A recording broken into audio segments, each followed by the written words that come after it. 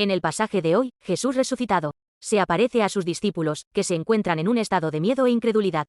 3 días después de su muerte en la cruz. La muerte de Jesús en la cruz y su resurrección de entre los muertos al tercer día son dos pilares centrales de la fe cristiana. Hace unos 2000 años, Jesús fue crucificado a manos de los malvados, incluidos los sumos sacerdotes de su tiempo, y su cuerpo fue enterrado en su propia tumba por un hombre piadoso, José de Arimatea.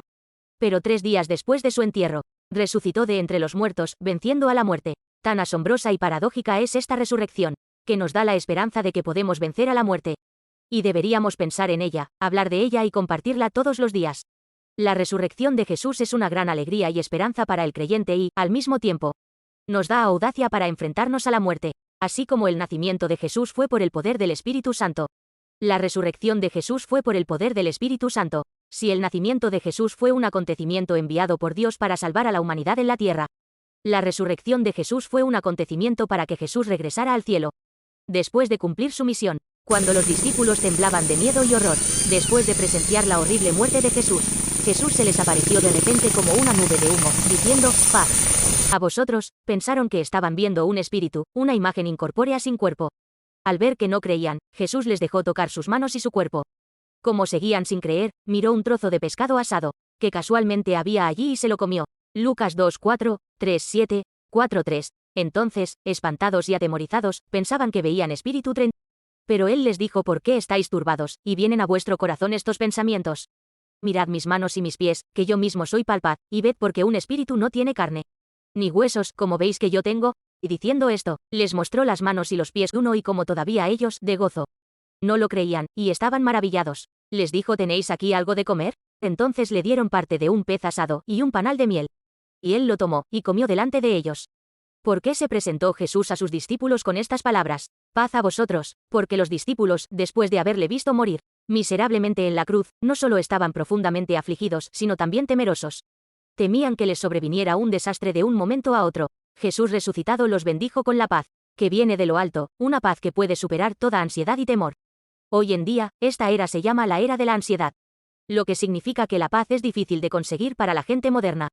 Vivimos en una era de ansiedad. Cuando una compañía de seguros hizo una encuesta entre hombres y mujeres adultos, ¿qué es lo que más le angustia y preocupa? Respondieron, en primer lugar, los problemas de salud; en segundo, los problemas económicos; y en tercero, la vejez. Hoy en día, la mayoría de la gente vive con una o más de estas ansiedades. La palabra ansiedad viene del griego y significa estrangular. Cuando estás ansioso, te sientes sofocado, como si te estuvieran estrangulando. Esta ansiedad y preocupación hace que nuestras mentes y cuerpos se tensen, lo que a su vez causa divisiones secundarias y terciarias en nuestras mentes, corazones y comportamientos que nos llevan a tener problemas. Así que lo que los poderes de las tinieblas están tratando de hacer es que los santos estén ansiosos, estrangularlos con miedo y temor. Y tenemos que reconocer esto para que podamos estar preparados y vencer. No es sano que creamos en Jesús y sigamos angustiados. Debería haber verdadera paz y consuelo en Jesús. Y esa es la nueva gracia que Jesús resucitado quiere darnos. Para los discípulos y seguidores de Jesús que creían en él como Mesías, presenciar su horrible muerte en la cruz fue suficiente para causarles una tremenda ansiedad y miedo. Por eso nuestro texto dice en el versículo 19, aquel día, la primera tarde después del sábado, los discípulos cerraron las puertas del lugar donde estaban reunidos por miedo a los judíos.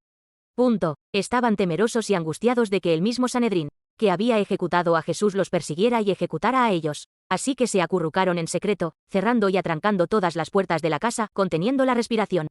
El miedo que se apoderó de los discípulos era el resultado de pensar: el poder de salvarme o matarme no está en Dios, sino en el mundo. El miedo y la ansiedad se apoderaron de ellos en cuanto pensaron: si han matado a Jesús, el Hijo de Dios, pensarán que nuestras vidas son como las vidas de las moscas. Incluso si eres salvo, el miedo aparece cuando piensas que tu seguridad depende de los poderes del mundo. Cuando el mundo, la gente, las circunstancias y las cosas materiales parecen más grandes que Dios, nos sentimos plagados de ansiedad e inseguridad. Por el contrario, cuando tiene paz un creyente salvado, cuando Dios se ve como más grande que el mundo, las personas del entorno material, cuando Dios se ve como más grande que cualquier otra cosa, nos damos cuenta de que las cosas que tememos en el mundo no son realmente las cosas que hay que temer. ¿Quién es el Dios en el que confiamos? Cuando lo entendemos bien, nos damos cuenta de que no tenemos que temer a nada más que a Dios. Y cuando no tememos lo que no debemos temer, tenemos verdadera paz. El Dios en el que creemos es el Creador, conservador y juez de todas las cosas. Nada en el mundo escapa a su intervención, ni un solo gorrión en el cielo, ni un solo lirio sin nombre en el campo. Ni una sola flor que caiga al suelo o se rompa sin el permiso de Dios. Cuando tenemos fe firme y confianza en este Dios absoluto, no tememos a nada. Pero ahora los discípulos de Jesús han perdido la paz, y están ansiosos y asustados. Pero Jesús, como ya había prometido, abrió la puerta del sepulcro y volvió a la vida. Al tercer día después de su muerte, y cuando las autoridades mundanas y los perseguidores tuvieron miedo, y cerraron la puerta y contuvieron la respiración atemorizados, Jesús vino primero a ellos. Se les apareció en la resurrección y les dijo, paz a vosotros, es decir, sabed que a quien ahora cerráis y atrancáis vuestras puertas y contenéis la respiración de miedo, no es a quien hay que temer. El versículo 20 dice, y habiendo dicho esto, les mostró las manos y el costado y le vieron, y se regocijaron, cuando le tocaron, no como un espíritu, sino como un cuerpo real y físico, su miedo se convirtió en alegría. En otras palabras, los discípulos habían tenido miedo, porque pensaban que el mundo tenía el poder de matar o salvar a la gente. Pero ahora que habían visto la resurrección de Jesús, se dieron cuenta de que el mundo no era tan aterrador después de todo. Por eso se alegraron. Al conocer a Jesús resucitado, los discípulos se alegraron, porque sabían que Jesús era un Salvador que podía resolver el problema de la muerte. Y debido a este regocijo, Jesús concluyó diciendo, la paz esté con vosotros. En primer lugar, al acercarse a los discípulos que temían al mundo y a sus perseguidores, Jesús llenó de paz sus corazones vacíos. Si hay algo que una persona necesita más, es paz.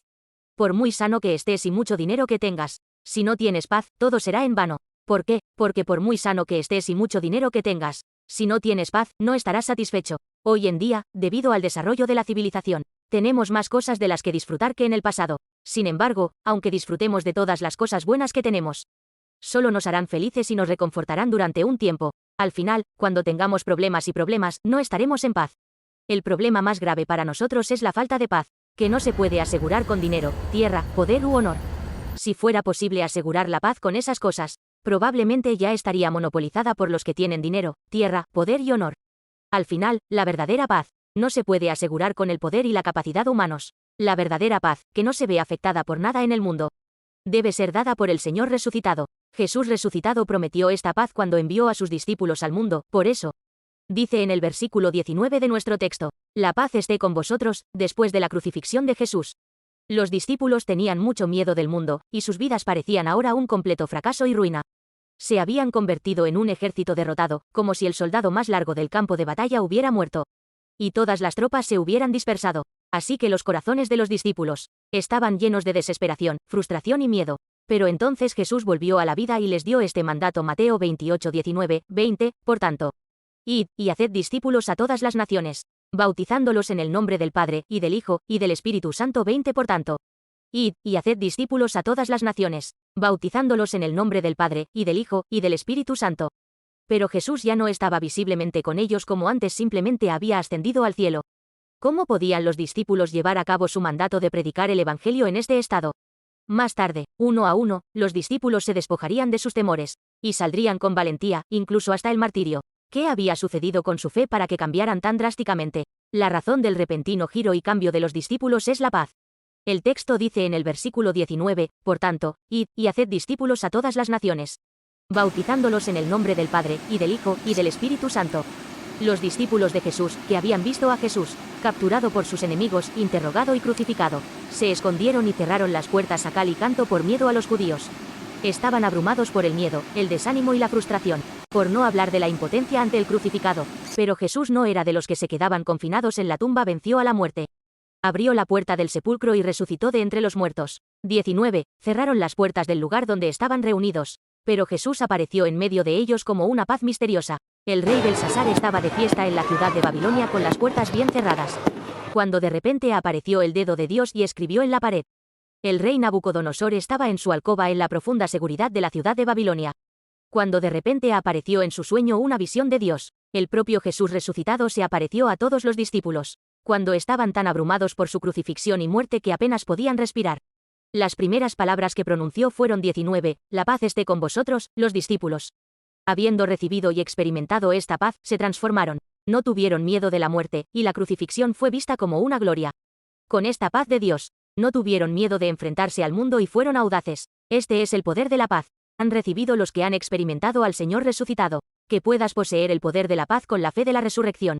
En segundo lugar, el poder de la paz es un don que se nos da cuando estamos llenos del Espíritu Santo. Por eso Jesús proclamó a sus asustados discípulos que recibieran el Espíritu Santo. Las primeras palabras de Jesús resucitado a sus discípulos fueron 19, cuando llegó la noche de aquel mismo día.